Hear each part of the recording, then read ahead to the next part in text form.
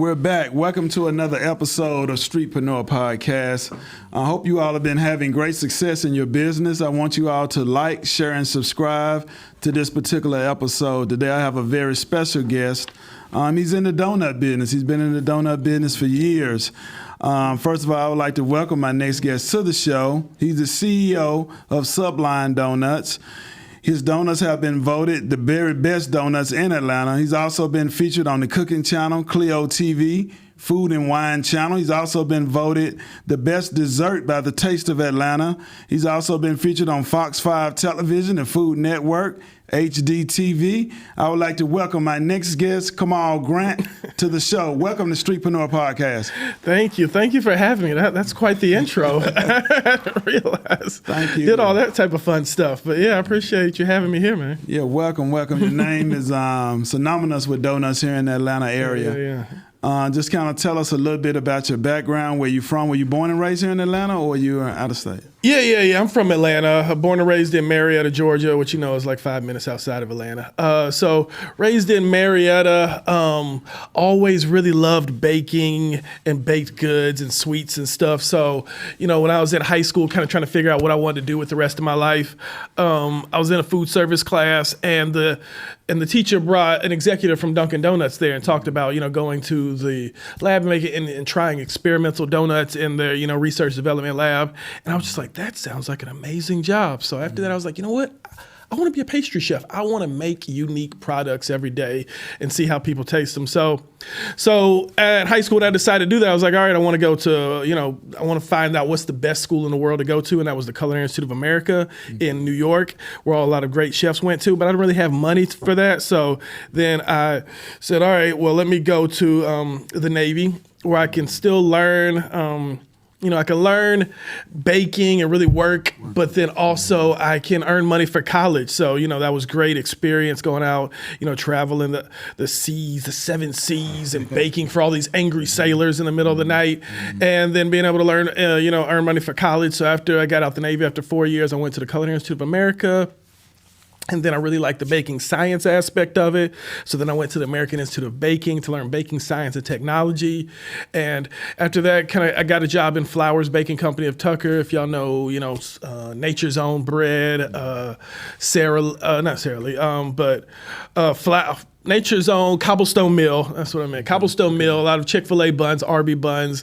I was a supervisor at a plant that did that, and making all those great buns, and then kind of just, driving around Atlanta thinking, I saw a little donut shop, because I already had an idea. I was like, you know what, I want to innovate donuts. Because, obviously I had the background with donuts and thinking about innovation and research development in the Dunkin' Donuts. And I was like, man, why are donuts the same? It's chocolate glazed. There's no uniqueness to donuts. Yes. And this was about, 2008, 2007. And, driving around, saw a little donut shop, and I was like, oh, wow, a little boutique donut shop. Because at the time, Atlanta was just Dunkin' Donuts and Krispy Kreme. And saw it opening up on 10th Street, was like, oh man, that looks cool. Came back, like a couple months later when it just opened, tried the donuts. They were terrible. Yes. I was like, oh man, that's a shame. But I like to support small business. So came back, probably like 6 months later, it was already closed. Had a sign up on the door, said, for lease. And I was like, you know what, come on, you talking all that stuff, so shit or get off the pot, you know what I'm saying? Like, see if you can do it better. So called the guy up, and he wanted to do it. He wanted to get out the business for pennies on the dollar, and sort of took over the donut shop, and was grinding and kind of started my journey in opening up the donut shop. Okay. Changed the name to Sublime Doughnuts and started making donuts. Okay, so that first location, after, like you said, working there, after seeing the location that you wanted, what was that like? Did you have to go in and make renovations to that location? How did you take over the lease agreement? What was some of the steps that you had to go through to get that first location open? Very fortunate that it was already a built-out bake shop. So even before that, a year before that, I was really thinking about opening up a donut shop. I did a business plan for a donut shop and looked at how much money it would take and all this stuff. And I was like, wow, this is really, it's a lot daunting. So seeing that this shop had failed and the owner just wanted to get out, I just really had to come and clean it up. And, when his baker quit, because why they really failed is he had a baker that worked for him and the baker quit on him, and nobody really knows how to bake anymore. Nobody knows how to do like real baking. So I had a baking background, but the baker just left, and it's really like he just left in the middle of a shift. So there was containers just open and everything. That was a blessing for you. Yeah, well, first, I had to go in there because there was like mice and everything jumping around. So every day I would just go in there, clean up, put traps down, kill all the mice, and then come in there. So it's funny how you get used to something. If a mice came in this room, I'd jump on the table. But when I was doing the work of cleaning that up, every day I'd be like, yes, I got some. You know what I'm saying? I got 10 today. And we'd just clean it up and then just kind of polish it up, got rid of everything, threw away all the ingredients, cleaned the shop up, bought a couch from IKEA, set it out front because they already had the mixers, the fryers, everything in back. So your startup cost was minimal. Oh, it was bare minimum. What would you say you had to spend your startup costs? So about that, yeah. So you when had new or used equipment, it was pretty much. I'm sure it was used equipment. Yeah. All the equipment was already used, but. Okay.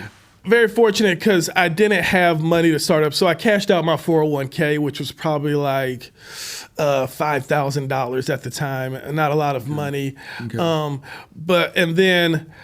And then also, I needed to build out the restaurant, but I didn't have money for marketing. So in the business plan, I had all these big ideas. Okay, I need $50,000. We're going to do marketing. We're going to do this. I didn't have money to do any of that, so I couldn't hire any employees.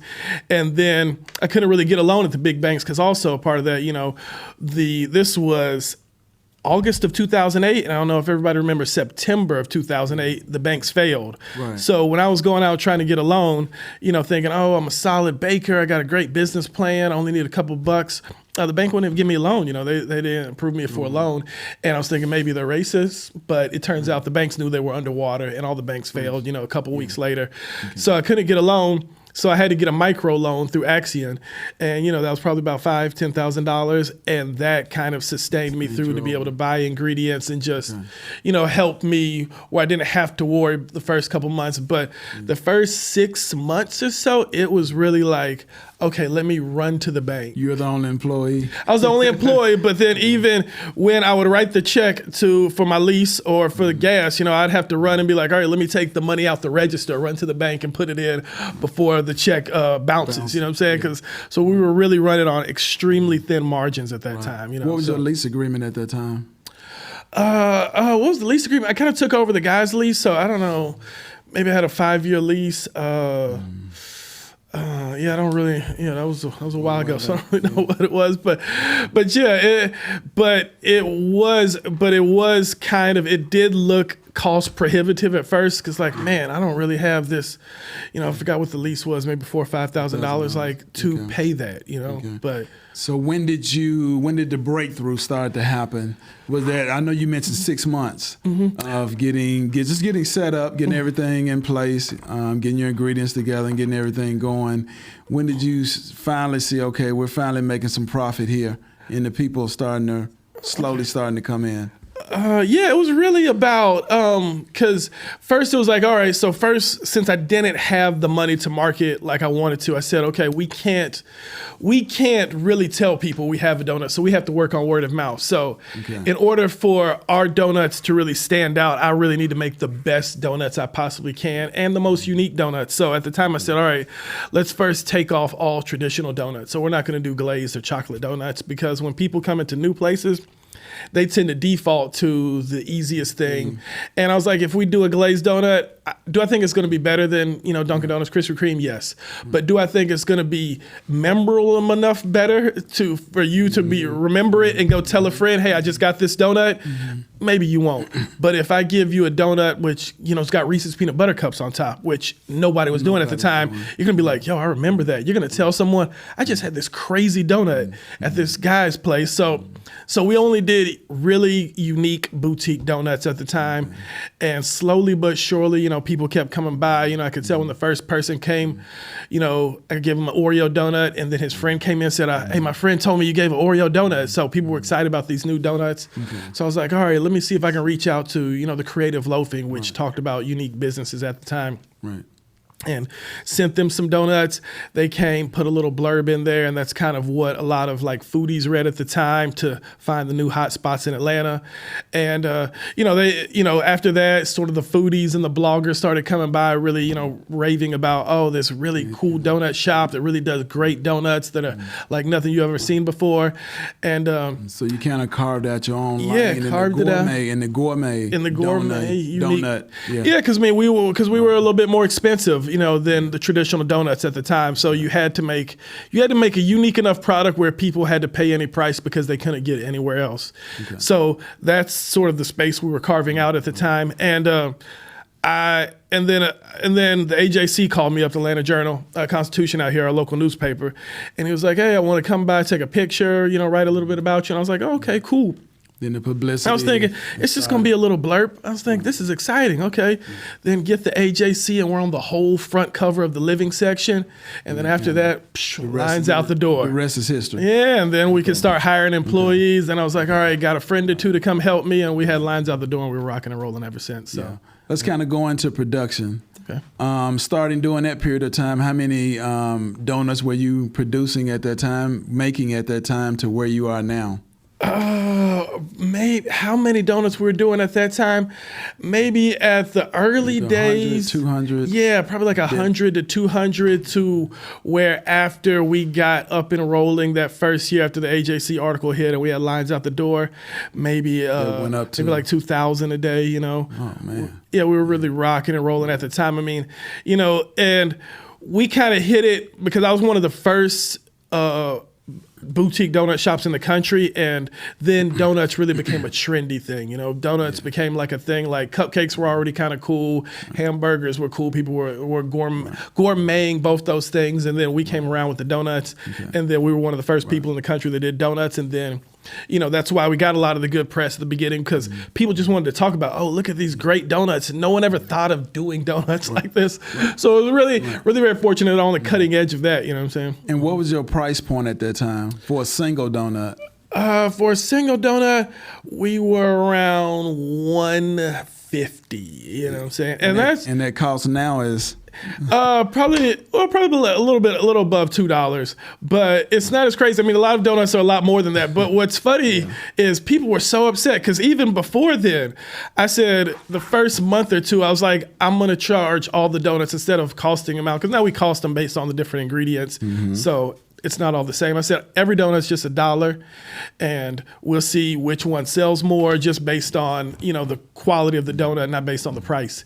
And it's so crazy seeing how people were so upset that it was $1. Like people would walk out like $1 because they were used to 30 cents. At the time, donuts were like 30 cents at Dunkin' Donuts and Krispy Kreme. So they would be so upset. And I was like, you know what? We're not going to change. Like, we're going to make gourmet boutique donuts, and they're going to like it because of the quality of the donuts. And then slowly but surely, people caught around. Got accustomed to it now. Yeah. So that same donut you said is what, $2 and... Yeah. What's your most expensive donut? Most expensive donuts, I mean, we run specials, so probably about $3.25 we'll do a fancy donut for, when I really okay, I'm going to buy some ingredients, really top this, really make a really unique boutique donut today. Right. So probably about $3. And what is your best selling season? Is it in the spring and summer months, or is it in the fall, or it just kind of varies? I know it's highs and lows.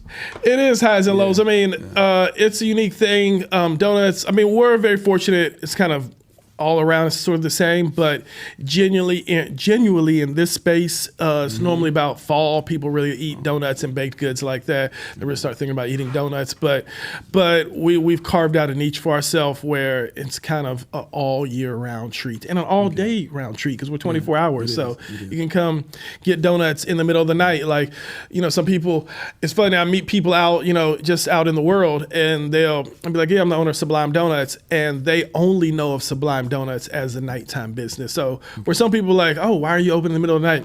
And I talk to some people, they're like, oh, that's the night spot. Like they only have came there at night. They've never been during the day. So they just think about it as a night business. So that's the beauty about being 24 hours. You kind of get different sets of customers. Yeah, that's true. And how's your business with the apps as far as DoorDash, and has that helped increase profit margins at night? I'm sure all 24 hours like you just stated. It has. It does. It does. I mean, it's not overly dramatic for us, but it is another window because people do like to use it. Who don't want to come out. Yeah. So, I've had, and that's the same thing. So yeah, actually it has increased because now thinking about it, I've met people out in the world and they're like, oh yeah, I've never been, I eat Sublime Doughnuts a lot. I'm like, oh, which shop you go to? They're like, I've never been to a shop. So they've only got it delivered. I'm like, well, that's cool too. You know what I'm saying? So that is a unique thing, which, give us another customer that we wouldn't really have touched. And I looked at your menu. It's pretty extensive with the different brands and different, like you say, ingredients that you make. Some of them I've never heard of, bacon and this, and the toppings that you make. Yeah. Who comes up with the menu selection? Is that you, or is it like a team of people who make a decision and they decide? Or no team. I know you the chef, so you are the team. So, no team of people. I mean, I've never seen a donut shop with the extensive, the variety that you have on your menu. I mean, I think that's the beauty about being a small business. You can be really nimble and just creative. Do things. Create what you own. Create. Like I like to tell people, there's two different ways to run a food company. You could have maybe something like, Nabisco's running. They got a team of people. They do tests. They go back and they go back and test back and forth to see get it right. Or you can do it the other way. Is you have a chef. And the chef just says, I'm going to make what I think is delicious, and this is the best way to make it, and here's how it's going to taste. Right. And that's how we run. Everything is based on, I create all the donuts. All the donuts are created by me. I mean, we do have employees in there. And, they'll see, after working there for a couple months, they'll see how I do it, and they'll come up with donuts, and some of them stick around. So we got a lot of good donuts that they create. Like there's a strawberry fritter out right now that's really delicious that the employees created that I love and I'm jealous of, you know what I'm saying? And let me ask you this. This is kind of a question that someone emailed me. What is the difference between the pre-made assembly donuts, the one that you would see on assembly line like you would see at Krispy Kreme? You know where I'm going with this. Versus the pre-made, made-to-order donuts. Just kind of tell my audience what's the difference. Frozen donuts that you would see that come in from maybe for different for grocery market chains and things of that nature. What separates yours? Is it made-to-order, or is it kind of your production process? Yeah, what separates ours is our uniqueness. Like you said, we have, probably like 30 flavors up there right now, and we're constantly adding flavors. So that's kind of what separates us. Where, these donut shops and where they gave me room to succeed before than the Krispy Kremes and Dunkin' Donuts is they, especially Dunkin' Donuts, was always concerned about coffee first. Like, let's sell as much coffee as we can. And the donuts are just an afterthought. So it was always just glazed, pink, or a chocolate. That was it. And they would just do that, just mix it up in that variety. And my thing really was, how can we come up with the most unique possible donut? So just really trying to think of, what's something I liked as a kid and how can I make it into a donut? So thinking of like orange dreamsicle, really great ice cream. And I was like, how can we make this, but it's still like a donut, but it still have reminiscence of, childhood summers. And we got an orange dream star, which I got in the box here and I can show you. It's got vanilla cream cheese frosting in the middle, orange glaze on top. So it's got that tangy, sweet coolness, which reminds you of an orange dreamsicle, but also tastes just like a delicious donut. So it works on both ends. So that's kind of what separates me and a lot of the people that are in my space, is that we're really taking things that we like and being able to move in on a dime. We don't have to go through a whole committee to put out a donut. We can be like, I thought of this yesterday. We're selling it today. Okay. And what is your typical size order from a customer that walks in? I know it varies. Typical size order? They normally buy more than one. I know I know your employees are recommending try this particular donut, try this. Yeah, definitely more than one. I mean, I say about the average box, about 6 box, because the beauty about the donut business, unlike a lot of other businesses, let's say if this was a McDonald's or something, you go to McDonald's, you're like, oh, let me get a hamburger. You get a hamburger for yourself. You don't go to McDonald's and be like, oh, I got a hamburger, but let me just get a dozen hamburgers and I'll drop them off at work. That's what people do. They'll just come in, oh, I'm just getting a coffee, but you know what? I'll take a dozen donuts, and then they'll just hand them out. So a lot of people just get donuts to give to other people. And so it's a really good business where people normally buy more donuts for others than they would eat for themselves. So, so it's a good business to be in. And what's the most amount of donuts you sold in a single day? Who placed I'm speaking of a corporate order. A corporate order. What's the most you ever had to? Man, we got a 1,000 donut order here. That's a tough one. Well, just the most donuts we ever did in a day. It was just not a corporate order. It'd probably be National Donut Day. It's the first. Hold on. I don't even. First Friday of June. But it's normally the busiest day of the year, and it's really because Dunkin' Donuts and Krispy Kreme, they run these humongous campaigns about we want to we're giving away free donuts. So everybody's listening to the radio, watching news in the morning, hearing about donuts. So everybody wants to eat a donut that day. So normally we're just slammed with people. So we probably can go through about 10,000 donuts that day, It depends on which store. So that's a pretty crazy day. But I'd say the biggest order is, because we were in Mercedes-Benz Stadium, and that was we treated that just like a big order. We opened up the new Mercedes-Benz Stadium, so we were in there about 3-4 years. They just now, replaced a lot of the vendors in there, but we were one of the first people to open. And you would go to the Mercedes-Benz Stadium, and the kiosk looks like Sublime Doughnuts. They have our background. People are wearing our shirts and hats. But those were employees of Mercedes-Benz Stadium. So we really just treated that like a wholesale order. They would be like, all right, the Falcons are playing today. We need, 2,000 donuts. We pack it up and deliver it. We got monster trucks here. We need 1,000 donuts. All right, pack it up and deliver it. Okay, Beyonce's in town, So that was just like a big corporate order. So okay. How was the process of making that deal happen to get in the stadium? Just kind of walk us through it shortly. Well, I think it was a very fortunate thing. And like their marketing department reached out, or no, it was a random occurrence. Because Donut Shop is there on 10th Street. A lot of people come by, so I just happened to be at the donut shop, helping out a customer. And I like to ask people if they live around here or work around here. That's normally my greeting. Just talking. Do you live here? Do you work around here? It's like, I'm working Mercedes-Benz Stadium. I'm helping open it up. He worked for the company that was picking out the vendors, and I was like, oh, you're picking out the vendors. I was like, you should put a donut shop in there. And he was like, we are trying to put our own little gourmet donut brand in there. We were looking at that kind of a thing. And I was like, hey, you should hit us up.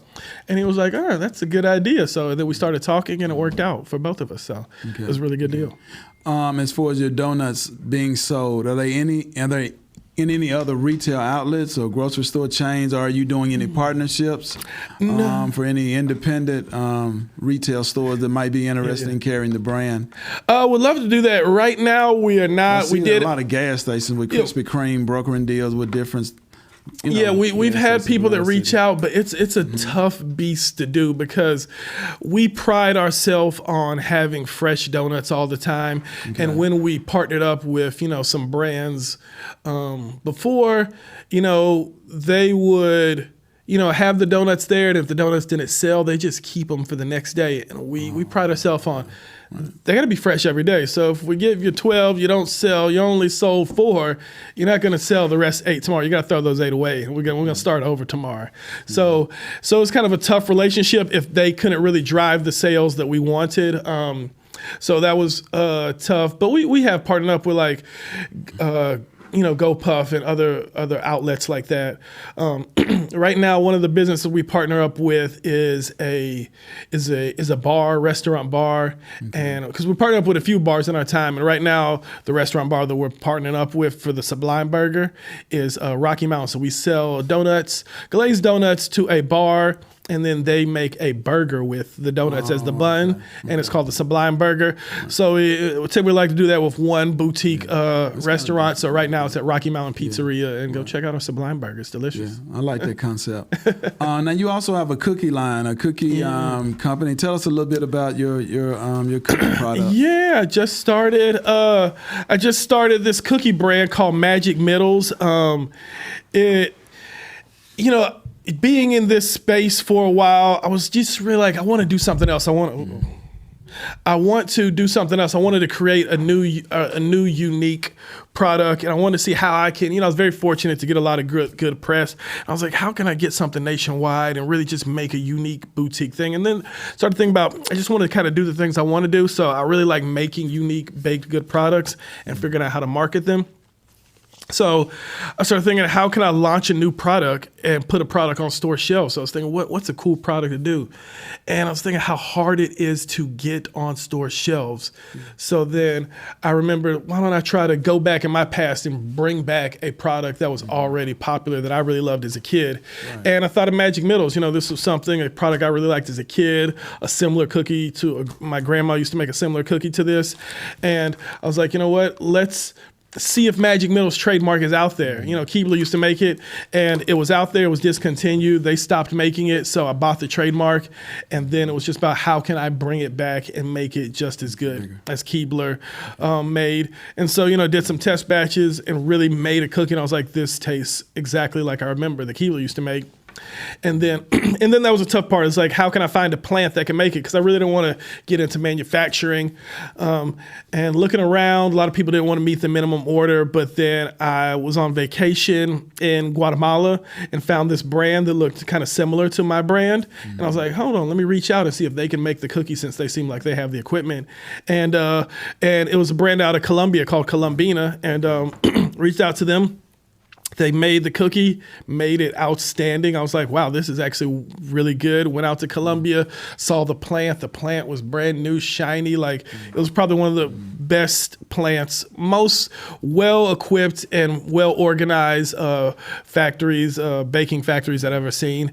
And so we kind of partnered up. And so the idea is, so now that I had the product, it's like, how can I get it on store shelves? And that's a whole different beast. Yeah. Opening up a restaurant, making something in the back, turning on the open sign, and then opening the door and saying, please, people, come in. That's different than making a product and then saying, all right, grocery store chains, I need y'all to carry this product, because it's a two-pronged process. You got to get them to buy in to carry the product, but then if their customers aren't buying it from them, then they're going to take you off the store shelves. So I need to get people to go to the store to buy it, but I also need the store to carry it. So that's where I'm sort of at right now, at the crossroads of how can I really get the product out there. I mean, we've been very fortunate to get a lot of good press about it. I was just on a little reality show about this. So I've gotten out there where the brand name is out there, but it's not out there enough. So it's really about how can we get it to go viral. So Magic Middles, Magic Middles, Magic Middles. Okay. Spread the word. Right. Okay. And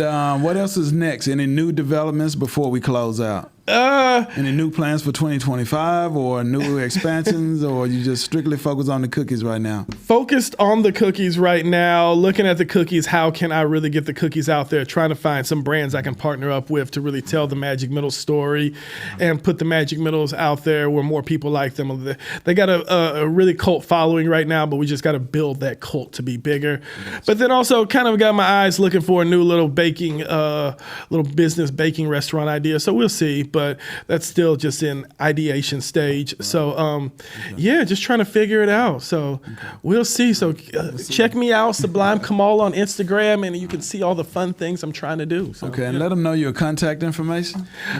People reach out to you to purchase those donuts. For our new people who just found out. Well, Sublime Doughnuts, we got one on 10th Street, 535 10th Street. Then we got another one on North Druid Hills in Briar Cliff, right over there across from the Chick-fil-A. So you can go to either donut shop. We're 24 hours.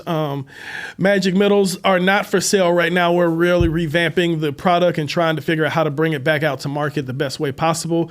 So, but you can follow me on Instagram at Sublime Kamal, Sublime Kamal.